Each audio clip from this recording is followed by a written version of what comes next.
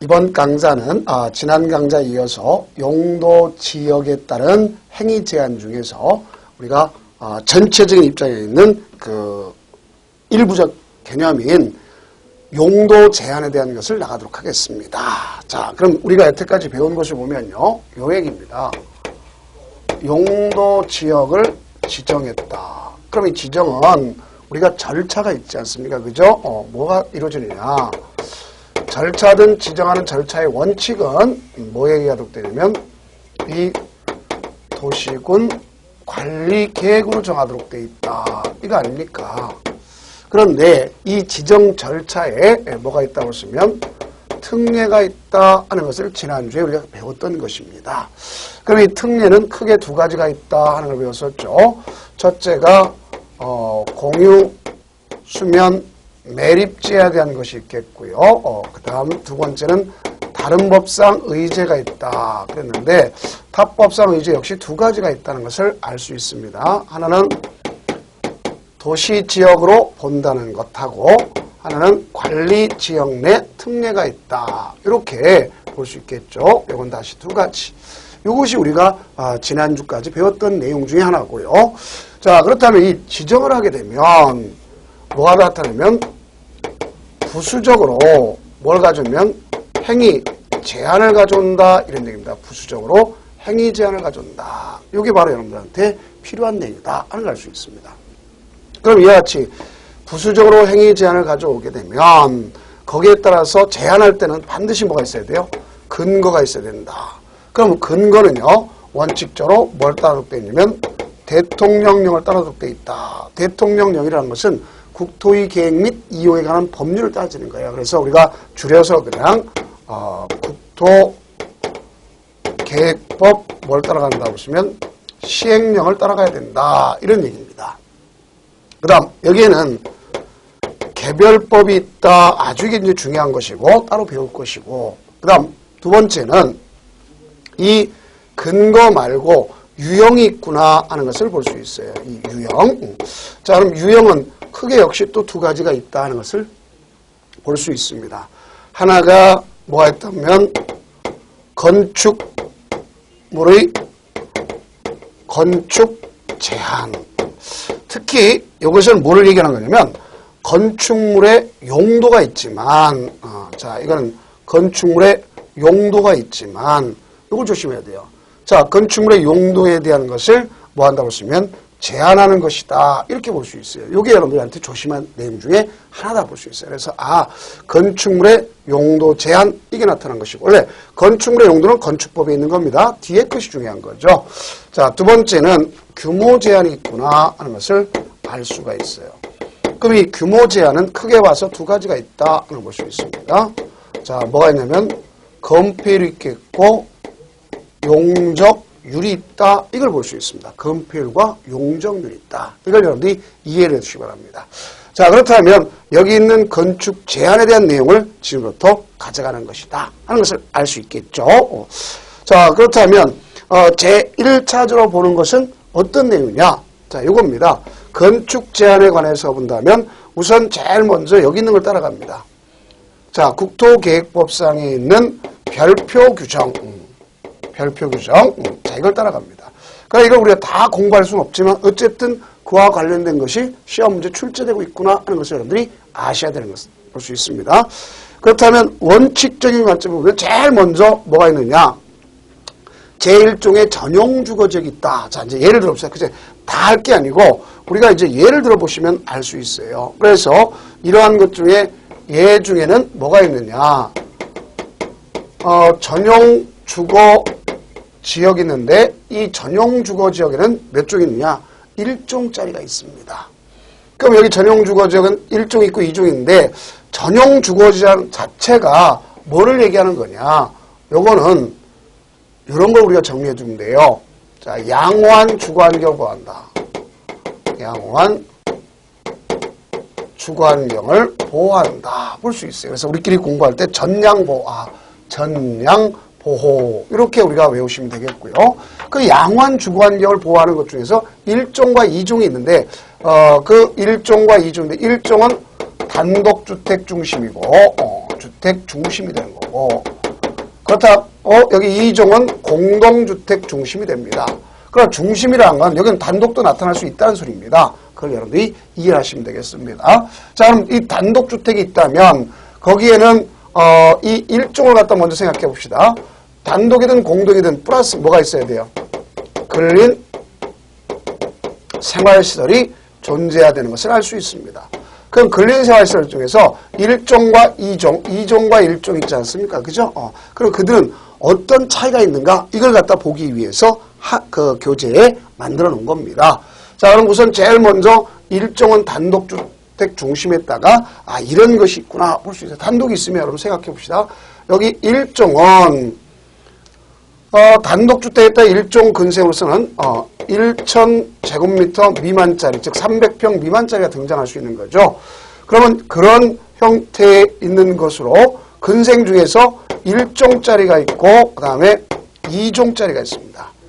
대부분 1종짜리가 등장하지만 2종짜리는 근생 2종짜리는 뭐가 있느냐? 종교 집회장이 있습니다. 그럼 종교 집회장은요, 규모가 1,000제곱미터 미만이지만 살상으로는 300제곱미터 미만이다 하는 것을 아시면 되겠습니다. 그러면 최대에서 종교 집회장 중에서도 뭐가 있냐? 1,000제곱미터 미만까지 등장하는 것은 그건 2종 근생이 아니라 종교 시설이 등장할 수 있는 거예요. 그래서 문제 풀 때 조심할 것이 2종 근생 못 등장한다면 틀린 겁니다. 또 우리는 그거 외에도 학교가 등장할 수 있죠. 여기 단독주택, 공동주택 중심이니까 뭐가 등장할 수 있어요? 학교. 학교는 우리가 봤을 때 유치원서부터 초, 중, 고등학교까지 등장할 수 있겠죠. 그래서 학교란 건 교육 시설이라는 것을 알 수가 있습니다. 그래서 교육연구시설 중에서 여기는 유치원, 초, 중, 고등학교 이것이 등장할 수 있구나. 이런 걸 좀 이해를 해주세요. 자, 이렇게뿐만 아니라 노유자 시설이 등장할 수도 있겠구나 하는 걸 수 있겠고, 노유자 시설. 자, 이런 것이 있습니다.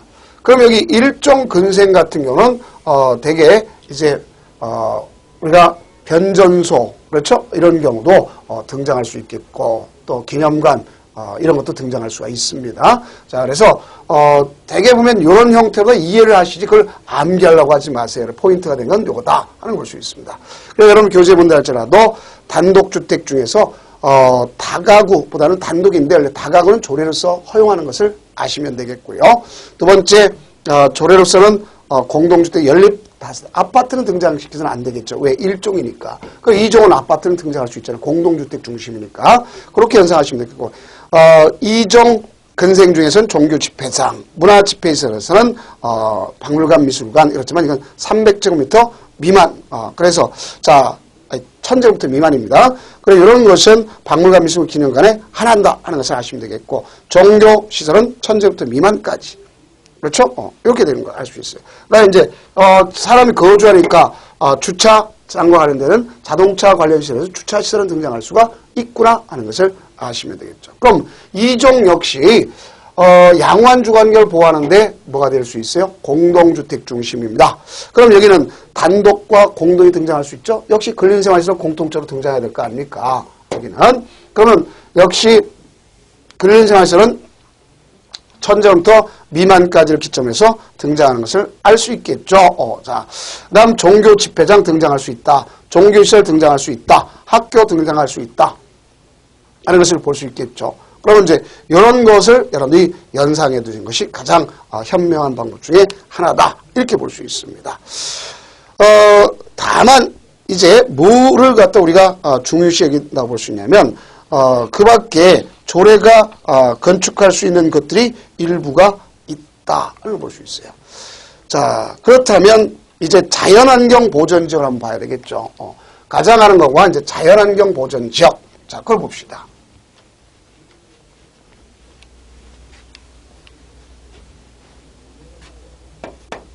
필요한 것만 하도록 하겠습니다. 자연환경 보전 지역이 있습니다. 여기는 말 그대로 자연환경을 보존해야 될 거 아닙니까? 자연환경을 그대로 보존해야 돼.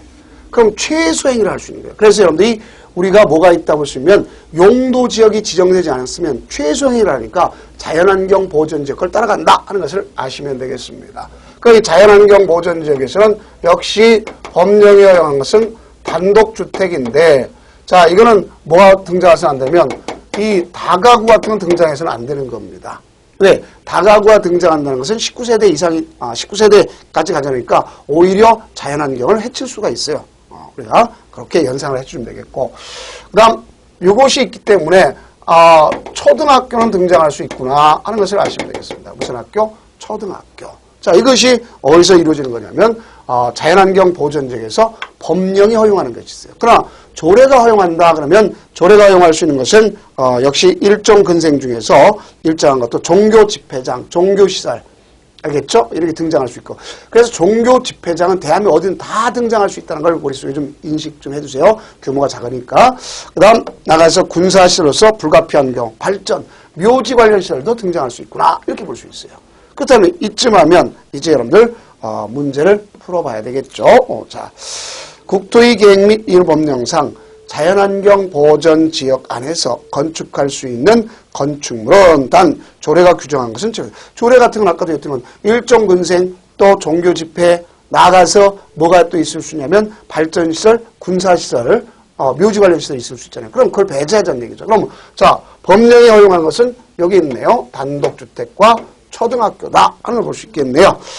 자, 그렇다면 군사교정이라든가 묘지 관련 시설 이런 것은 종교시설은 조례가 허용하는 것이고 그러니까 교육연구시설 중에서 뭐가 있다?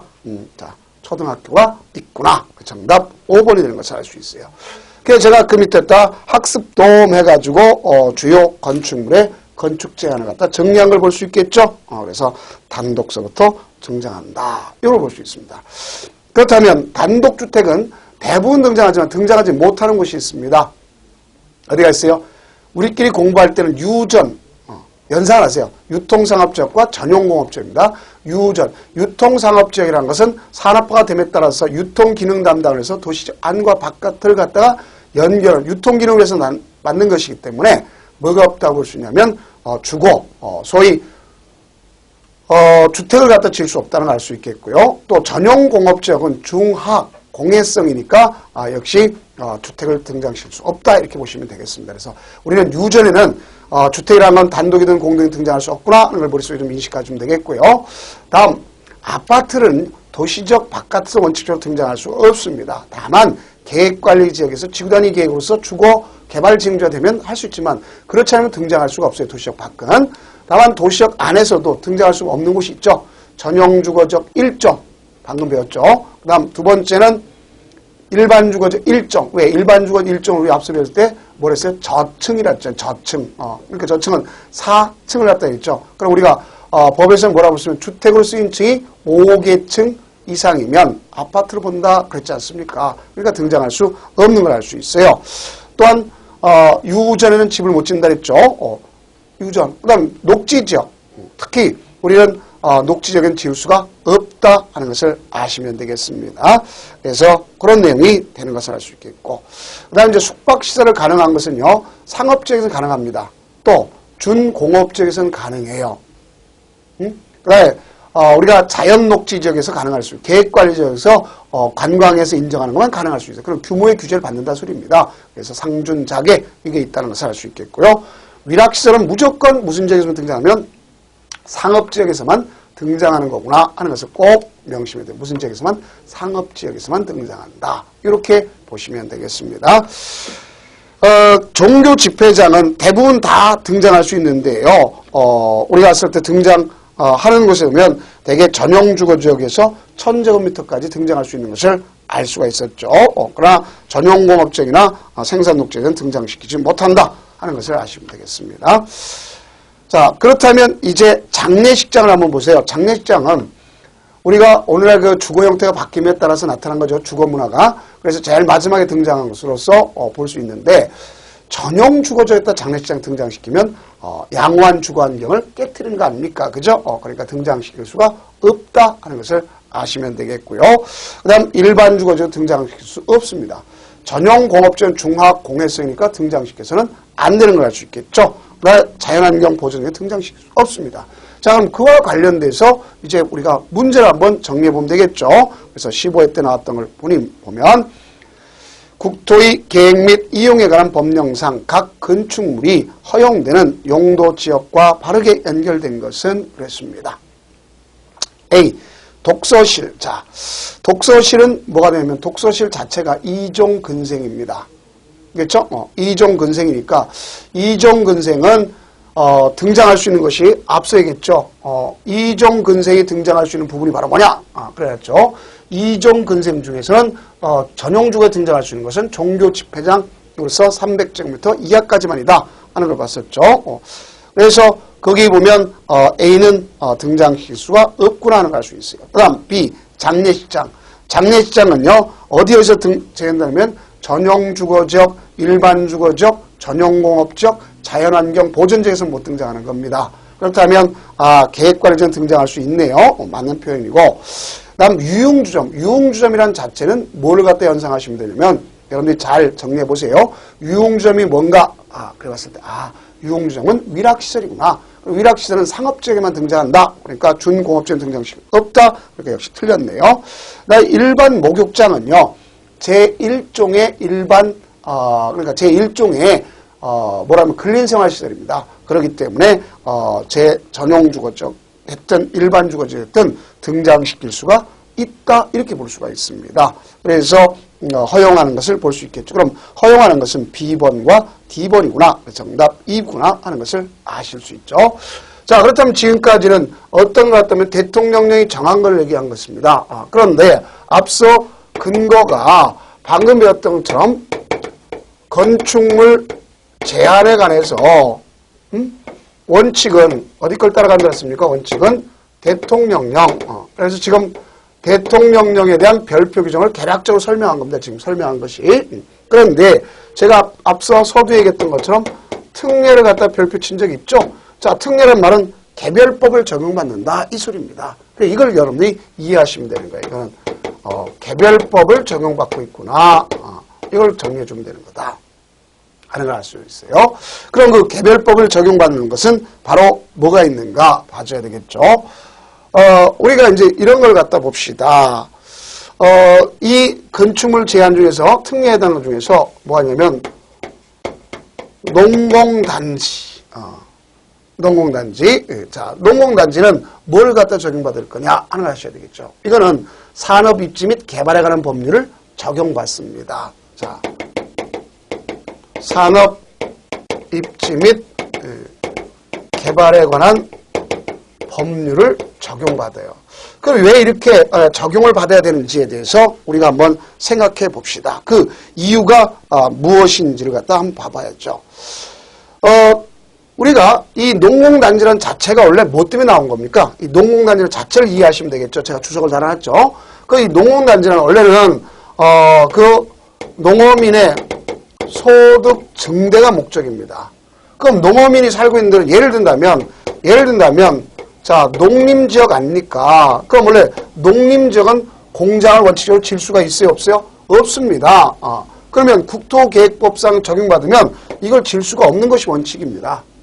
그러면 이곳에서도 규모를 크게 어차피 농공단지를 지면 규모를 크게 지으려면 국토계획법 적용받을 때 산업입지 및 개발에 관한 법률을 적용함에 따라서 농어촌의 소득 증대를 가져오지 않을까 이렇게 돼서 이걸 적용받는 것이다 하는 걸 이해하시면 되겠습니다. 그 뜻을. 자, 그 다음 두 번째는 뭐냐? 자연환경 보전 농림지역 중 그게 나오죠. 농림지역 중. 자, 이건 농림지역은 역시 어떻게 봐야 되겠어요? 국토의 계획 및 이율 법률에 대한 별표 규정을 적용받아야 되겠죠. 그런데 여기에서 초지가 있다. 초보농사꾼이랑 머릿속에 연상하시면 돼요. 그러니까 우리끼리 공부할 때는 자, 초보농사꾼은 보호해줘야 되겠죠. 그러니까 별도 법을 적용받아야 된다. 그러니까 무한경제인 국토계획법을 적용받으면 얘가 원래 국토계획법상에 있는 뭘 적용하면 농림지역의 별표 규정을 적용하면 얘는 보존할 수가 없어요. 그러니까 초지는 초지법, 보전산지는 산지관리법, 얘는 초지법, 얘는 산지관리법, 얘는 농업진흥지역은 농지법. 그래줘야만 어느 정도 규제를 할 수 있어요. 건축물의 난립 같은 걸 규제할 수가 있구나. 이렇게 보시면 되겠습니다. 그 다음 자연환경 보전지역 중 그랬습니다. 자연환경 보전지역 중 그래놨습니다. 그럼 여기 보니까 이 자연환경 보전지역 중 그랬는데 자 여러분들 여기 생각해 보세요. 자연환경 보전지역 중 그래놨는데 이런 걸 잘 생각해 주셔야 돼요. 원래 여기는 앞서 얘기했던 것처럼 뭐 뿌리 못해요? 단독주택과 초등학교만 짓는 걸 원칙으로 하지 않습니까? 그렇죠? 그러면 여기서 이걸 짓는다 할지라도 오히려 더 보전이 아니라 개발이 될 수가 있어요. 그럼 그 중에서도 이런 곳에 있는 것은 오히려 개별법을 적용한 따라 저런 것을 등장시킬 수 없도록 해야 되겠다 하는 걸 볼 수 있습니다. 말 그대로 뭐가 있냐면 목적이 자 지금 여기 있는 이거 허용한다 그랬잖아요. 이걸 허용하면 오히려 깨질 수가 있어요. 그래서 예를 들어 자연환경 보전적인 그 상수원 보호구가 있다. 거기다가 초등학교나 예를 들어서 단독주택을 짓게 되면 상수원 보호할 수 있겠어요? 없겠어요? 없지 않습니까? 예를 든다면 또 자연환경 보전적 공원에다가 이걸 원칙적으로 지면 될까 안 될까요? 안 되겠죠. 그러니까 그럼 국토계획법에는 허용한다 그랬는데 그러면 그 허용하게 되면 자연환경 보전지역에서 적용하는 요 개별법 자체가 규정 자체가 무색한 거죠. 그러니까 그걸 갖다가 규정해서 보전하기 위해서 쓰는 것을 이야기하는 겁니다. 자, 그렇다면 우리는 공부할 때 이렇게 공부하시면 돼요. 자, 자연환경 꼭 안에 자연환경 보전입니다. 요 위에 것도 농림지역 중 그래야 돼요. 자연환경 보전. 자, 그건 뭐냐? 공원구역은 자연공원법을 적용받습니다. 그래서 우리가 자연공원 있지 않습니까? 공원구역. 그래서 공자가 상수원보호구역은 수도법을 적용받아요. 그래서 거기 자연환경보전 중에 상수원보호구역이 있다. 이렇게 볼 수 있지 않습니까? 자, 이런 생각이에요. 내가 자연환경 정치가 아주 좋아.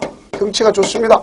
근데 여기 보니까 아주 잔잔한 물이 흐르고 있어. 그럼 내가 여기다가 내 땅에다가 펜션 같은 단독주택을 짓겠다. 그러면 이 상수원 남들이 먹고 사는 음용의 상수원에 오염될 여지가 있어요 없어요? 있죠. 그러니까 국토계획법상 자연환경을 지을 수 있다라지만 여기 수도법상에 있는 수도법상의 상수원 보호구역을 지정하면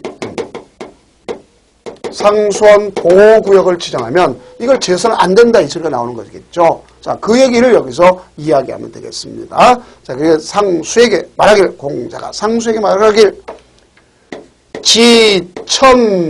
지천문이면 그랬죠. 지정문화재 천연기념물은 문화재보호법을 지정문이면 자 뭐라느냐 수는 수요 해는 해로다. 거꾸로 써도 돼요. 해는 해요 수는 수로다 이렇게 볼 수 있어요.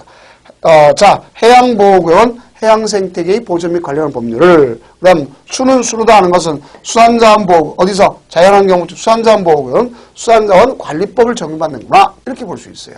그럼 이거 외에 우리가 관리지역 중에서 보전관리지역 있고 생산관리지역 있지 않습니까?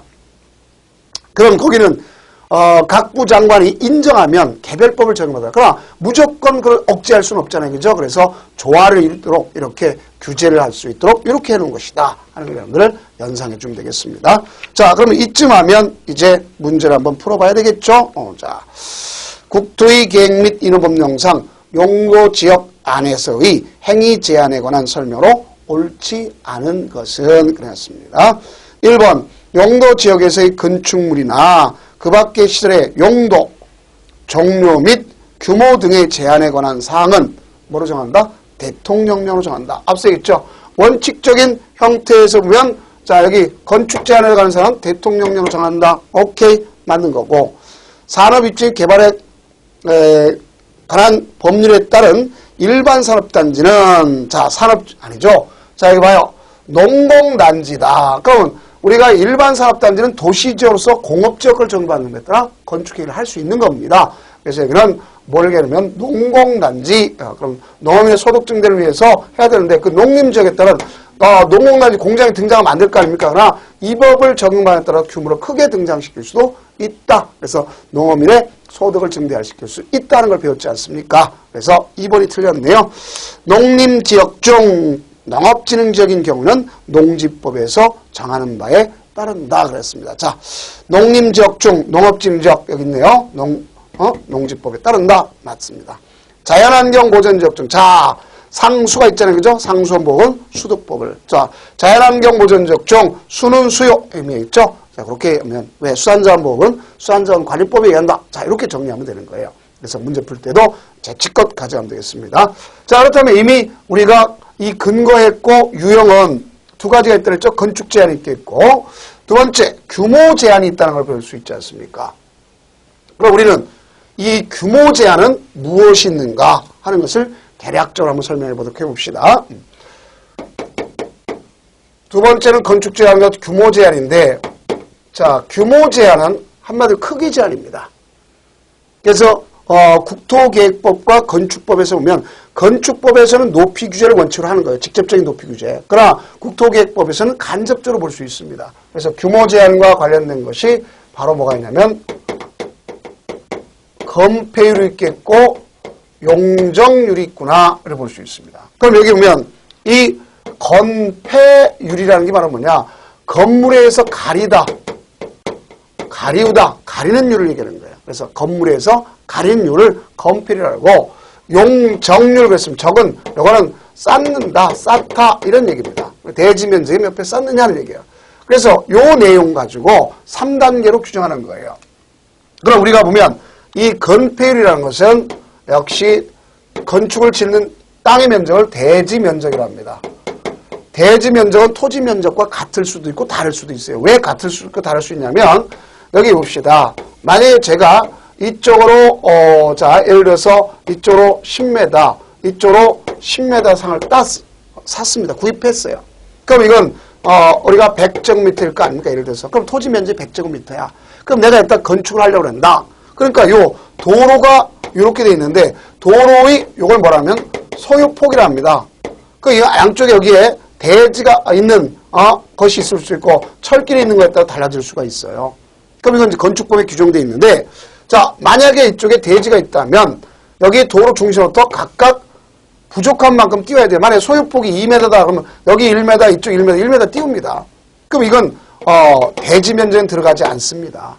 그러면 대지 면적과 건축 면적이 같을 수도 있고 다를 수도 있다는 거 알겠죠? 만약에 소유폭이 이게 예를 들어서 6m짜리다. 그러면 자 100제곱미터가 다 왜 4m 이상서부터 다 대지 면적이 들어가는 걸 원칙을 합니다. 그러면 결국 대지 면적에 대한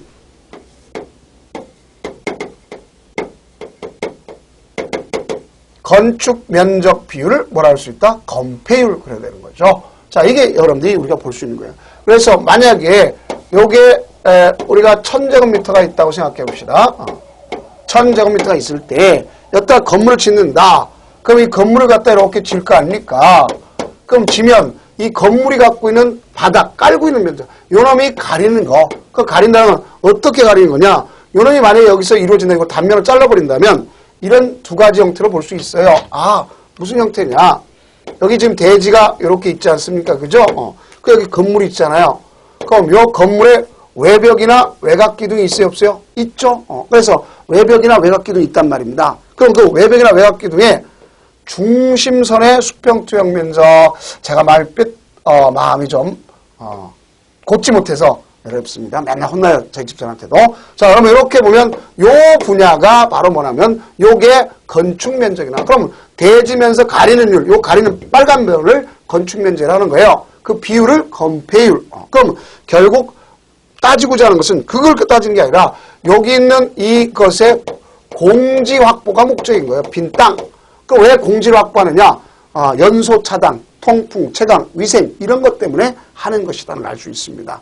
그런 걸 여러분들이 연상하시면 되겠고요. 두 번째, 여기 용적률이라는 것은 역시 똑같이 대지 면적에 대한 건축의 연면적 비율을 얘기하는 거예요. 연면적 비율. 그래서 대지 면적에서 몇 배 쌓는다 하는 얘기죠. 그럼 앞서 있을 때 이렇게 보네요. 이걸 응용하면 건폐율이 만약에 50%다. 그럼 요게 1000제곱미터다 하면 요 자체가 여기 빨간 것이 이게 500제곱미터가 되는 거예요. 500제곱미터가. 그 다음 용적률을 만약에 300%다 그래준다면 대지 면적 1000이라 했죠. 1000에 3배 싸니까 여기다 쌀 수 있는 것은 전체 쌀을 쓴 건 3,000제곱미터 쌀을 든다. 그럼 3,000제곱미터를 500제곱미터 바닥 면적이 같다 나눈다면 그것이 곧 층수가 되겠죠. 계략적인 층수가 될 거 아닙니까? 그래서 바로 용적률 나눌 건폐율이 층수를 해서 간접적인 규모, 총체적 규모를 다 규율할 수도 있겠구나 하는 겁니다. 그래서 그 내용이 여러분 거기 나온 거나 마찬가지죠. 그래서 우리가 간접적으로 규제하는 건축의 용도 제한과 더불어서 층수나 높이 제한하는 것이 있다. 한마디로 우리가 수직적인 밀도 규제를 가져가는 것이고 건폐율이랑은 수평적인 밀도 규제를 가져오고 있구나 하는 것을 아시면 되겠습니다. 자, 그렇다면 이 건폐율 용적률에 관한 사항, 이 사항이 3단계로 규정되어 있어요. 3단계로 규정되어 있습니다. 그 이 3단계로 규정되어 있는데 이 3단계가 어떤 단계로 되어 있느냐 그래 준다면 일단은 법률이 있습니다. 그 다음 대통령령이 있어요. 나아가서 조례가 있구나 이래 볼 수 있습니다. 그래서 이거는 최대한을 가져갖고 이걸 세분시키고 이런 때에 따라서 강화 또는 완화시켜주는 걸 볼 수 있습니다. 그러나 우리는 이걸 다 공부하죠. 쟤는 냈다 교재했다 그러면 건폐율의 완화 및 강화에 대한 관점에서 써있는 것으로서 건폐율 용적률과 더불어서 같이 해놓은 겁니다. 그 자체가. 자, 그러나 우리는 앞으로 정리할 것은 그걸 볼 게 아니라 조례까지 가져갈 게 대통령령까지를 우리가 공부해 두시는 것이 가장 합리적인 방법이고 또 여기 조례는 실무하실 때만 1차적으로 쓰세요. 그래서 법에 나오면 우리가 이 대통령령 범위 내에서만 규정한다고 생각하시면 문제 푸는데 크게 지장이 없다고 생각하실 수 있습니다. 자, 그렇다면 이제 거기 있는 건폐율과 용적률에 대한 사항에 대해서 언급을 한번 해보겠습니다. 자, 그럼 우선 건폐율과 용적률에 대한 그 규정이 있지 않습니까? 그럼 이거는 앞서 배웠던 내용을 간략하게 응용하면 이 문제는 쉽게 가져갈 수가 있어요. 자, 봅시다. 대한민국 땅덩어리의 용도, 지금 아직까지 지역을 배우고 있는 거 아닙니까? 그 이 용도 지역이 있으면 이 용도 지역은 크게 도시지역, 그렇죠? 도시역은 다시 몇 가지 나눠집니까? 4가지로 나눠지죠. 4가지. 자, 뭐가 있습니까? 주상, 공록, 우리가 이렇게 배웠었죠? 자, 뭐라고 했어요? 주상, 공록, 주거지역, 상업지역, 공업지역, 녹지지역 이렇게 배웠죠. 그 다음 두 번째는 관리지역이 있습니다. 관리지역은 뭐라고 쓰면 보전관리지역, 생산관리지역, 계획관리지역, 그래서 보생계 이게 있죠. 그 다음 농림지역이 있겠고 자연환경 보전지역이 있습니다. 자연환경 보전지역. 자, 그러면 이와 같이 가져가는데요. 여기 보면 최대한, 법률이 정한 최대한은 도시적 안과 바깥에 따라서 좀 차이가 있음을 알 수 있습니다. 그러면 도시지역 안의 경우에서 건폐율을 갖다 먼저 봅시다. 그럼 도시역 안에서의 용적률 한번 봅시다. 그 건폐율은요, 얼마냐? 70, 요렇게 90, 70, 20 이렇게 됩니다. 7, 9, 7이 이렇게 돼요. 그럼 친구끼리는 어떻게 지내냐면 사이좋게 지내야 돼요. 그래서 우리끼리 공부할 때 친구끼리 사이좋게 지내자. 7, 9, 7이 사이. 7, 9, 7이만 잘 말해서 친구끼리라 이렇게 생각하면 됩니다. 그 다음 이 용적률은 500, 1500, 400, 100 이렇게 됩니다. 그러면 항상 여기 봐요. 도시역 밖은 계획관리적 언젠간 도시역에 편입될 수 있는 거 아닙니까? 그렇죠? 그래서 이 도시적으로 편입되기 위한 것이 계획관리적입니다. 그러니까 항상 높아요. 이건 100. 그러니까 이거는 100. 자, 그다음 나머지는 얼마냐면 80, 80g입니다. 그래서 우리끼리 공부할 때 계획 객사만을 외워두면 문제를 풀 수가 있겠고 이 계획관리적 언젠가 도시역에 편입된다 있지 않습니까? 그죠? 그러니까 뭐가 나타날 수 있냐면 이런 걸 조심해 두세요. 여기는 성장관리에 관한 자, 지금 개발의 압력을 받고 있다고 생각할 수 있어요. 우리가 가끔 가던 도시는 야, 저 조금 있으면 개발되겠지, 개발 이렇죠. 그러면 언젠가 도시에 편입될 수 있는 곳이 있어요. 계획관리죠. 그럼 그 성장관리 방안을 해서 이거에다가 1.25배 더 키워준다. 1.25배라는 건 125%를 더 키워줌에 따라서 난개발을 방지하기 위해서 가져가는 것이다. 이렇게 볼 수 있어요. 그래서 성장관리 방안 수립한 계획관리지역은 조례로서 법이 정한 거에 125%까지 각각 완화 적용할 수 있겠구나 하는 것을 여러분들 아시면 되겠습니다. 자, 그럼 이렇게 해서 이것이 뭐가 정한가 하면 법률이 정한, 대표적인 법률이 정한 것을 이야기한 겁니다. 법률이 정한 것.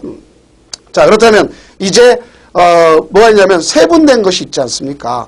우리가 세분은 다 공부하려고 하지 마시라고 그랬죠, 제가. 이걸 갖다 다 언급하려고 하지 마시라 했습니다. 그래서 일반적인 형태에서면 세분된 거는 이것만 잘 이해하시면 되는 거예요. 어디냐면 주거지역과 상업지역만 잘 아시면 되겠습니다. 그러니까 세분은 대통령령에 돼 있어요. 그러면 세분을 갖다 보면 상업지역에서 중1, 유, 근 수서가 중지상업지역에서 이쪽으로 갈수록 작아지는 겁니다. 이쪽으로 갈수록.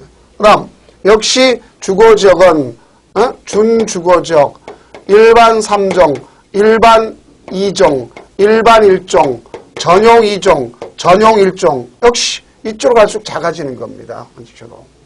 그래서 중1, 6은 우리가 전일주나 배웠지 않습니까? 그러면 역시 여기 있는 건폐율 봅시다.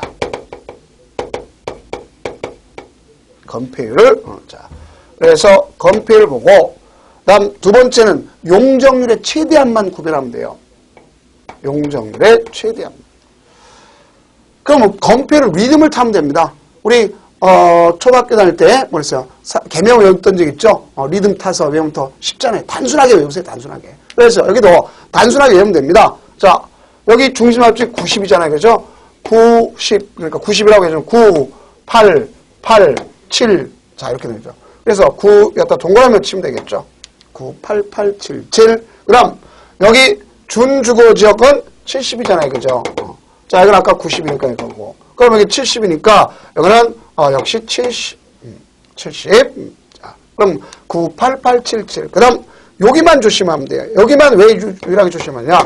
일반 주거지역 3종은요, 중고층입니다. 높이 올라갈수록 공간을 많이 확보해야 돼요. 알겠죠? 반대로 얘기하면, 층수가 올라가려면 용적률이 정해져 있잖아요. 건폐율을 낮추면 층수가 올라갈 수 있어요? 없어요? 있죠. 그럼 상대적으로 공간을 많이 확보할 수 있지 않습니까? 그래서 이런 것이 있겠고요. 그 다음, 여기 보면 66, 5. 그러니까 9, 8, 8, 7, 7, 5, 6, 6, 5, 5. 개명이어도 외우면 됩니다. 이런 거는. 알겠어요? 리듬만 타면. 그 다음, 용적률은 더 쉽습니다. 용적률은 여기 봐요. 상업지역 1500이죠. 그죠? 그러니까 여기 1500에서 210배 나가면 돼요. 200씩. 그러면 이거는 1300, 1100, 900. 자, 이렇게 됐죠. 그 다음에 모르겠다. 그럼 여기 보면 여기 뭐가 있어요? 주거지역인데 큰 데가 준주거지역이죠. 그러면 500이잖아. 그러면 500. 자, 그 소리도 모르겠다. 그럼 준주거지역 5글자잖아. 500이라고 생각하면 돼요. 그럼 500. 그 다음 요것이 300. 요것만 조심하면 되는 거예요. 요것만. 그럼 나머지는 50, 10배 나가면 되는 거예요. 그래서 50배 나니까 250, 200, 150, 100이구나 하는 걸 볼 수 있어요. 그러면 공업지역도 마이너스 50, 10배 나가면 돼요. 녹지지역 보존 녹지만 유일하게 80이다. 이렇게 하시면 우리가 일반론에 있는 여기에 있는 법률과 법률의 최대한 그 다음에 조례가 정한 세분 여기까지는 다 했다고 볼 수 있어요. 일단 여기까지만 공부해도 여러분들 그 문제를 풀 수가 있다 하는 걸 보시면 되겠습니다. 그럼 그 이어서 다음 강좌에 나가도록 하겠습니다. 고생 많으셨습니다.